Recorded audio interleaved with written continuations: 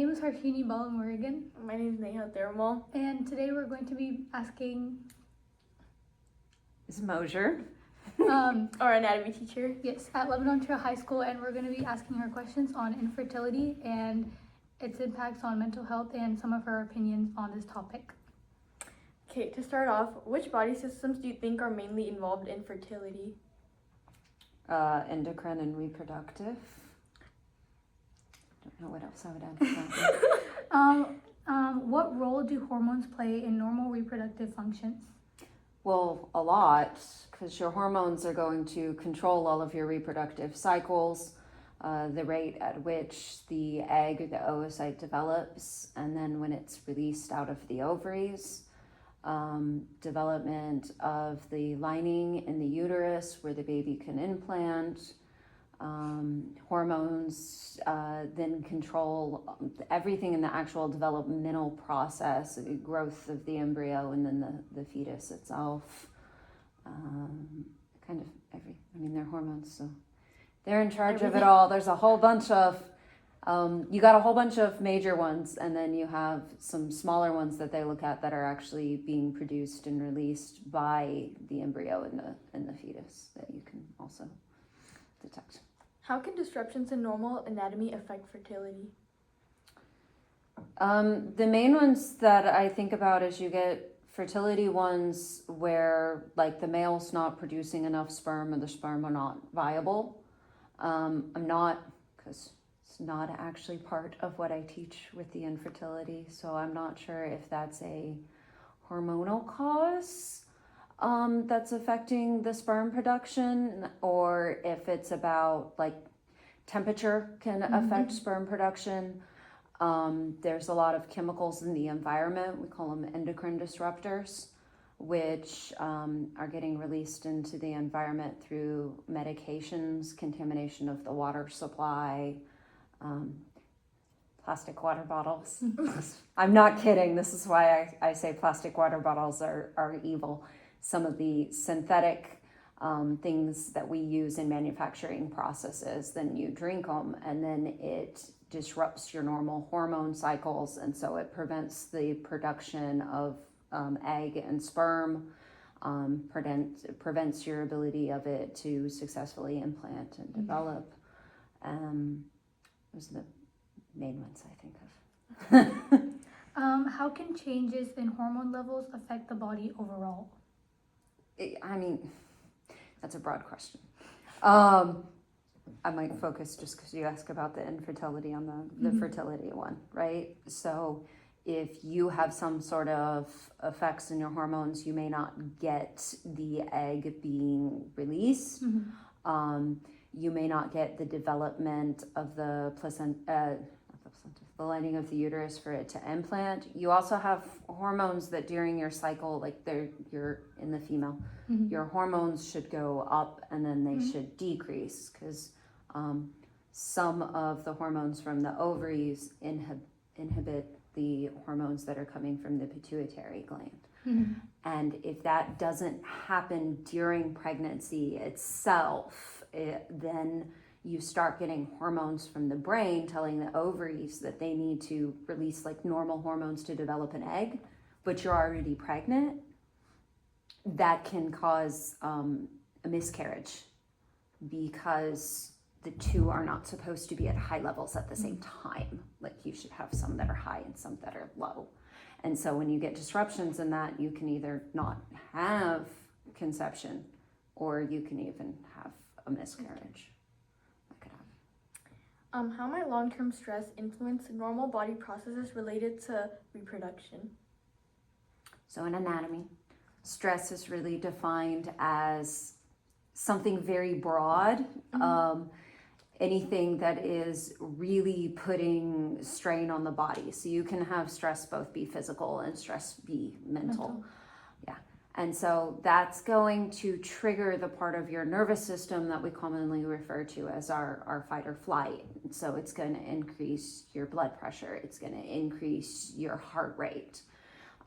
It's going to increase inflammation. And then inflammation means you're triggering some things in your immune system and your white blood cells, because it thinks there's something like you're under injury, you're under attack, and your body's trying to respond to it.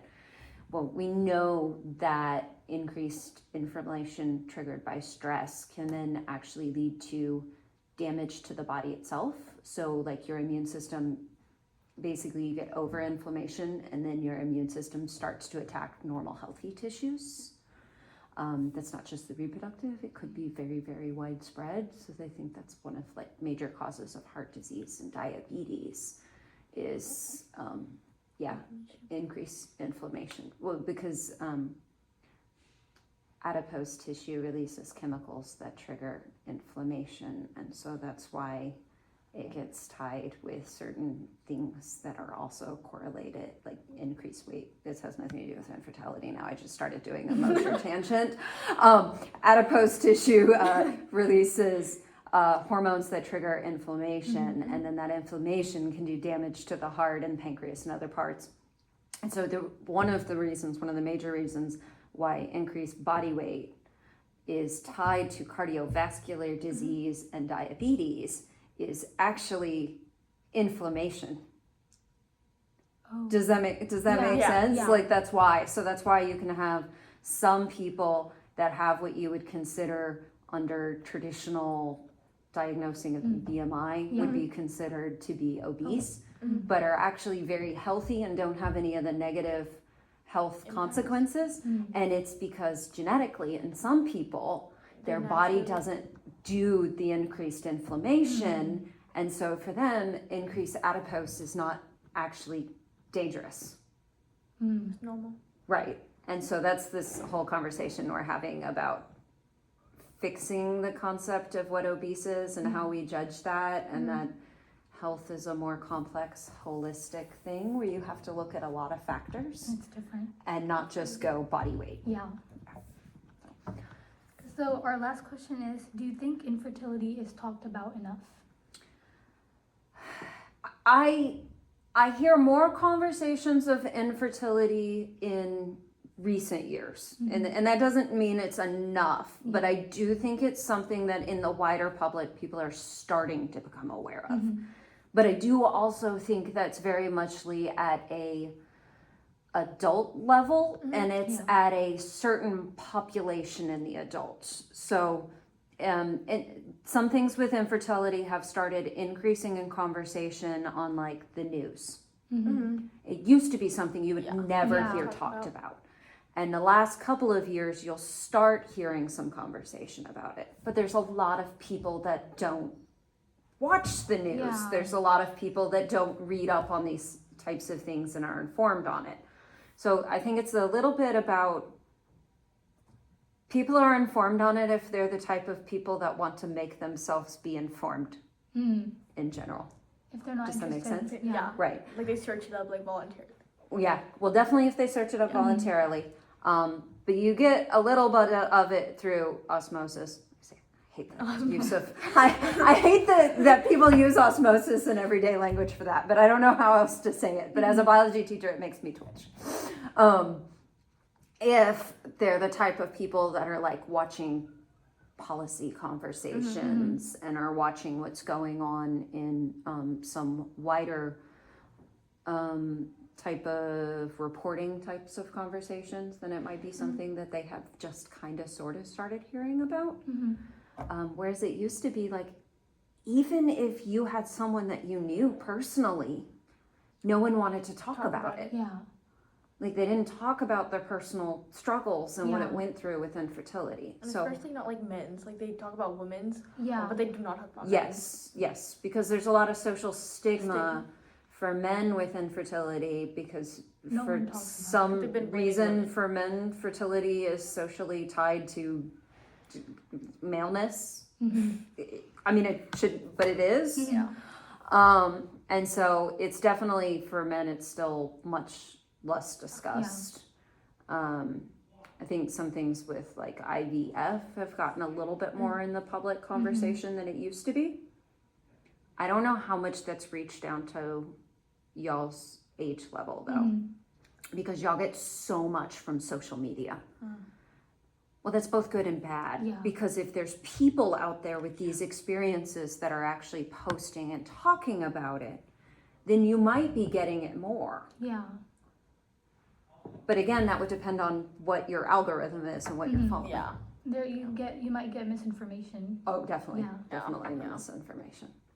But also, like, you know, depending on who you're reading and things, that might Your never age. pop up on your feed if it's not the type of stuff that you're. You Yeah, yeah. yeah. Research. That's the problem with getting information on social media, is it puts you in a little box, and you're only getting the things that are in your box. Yes.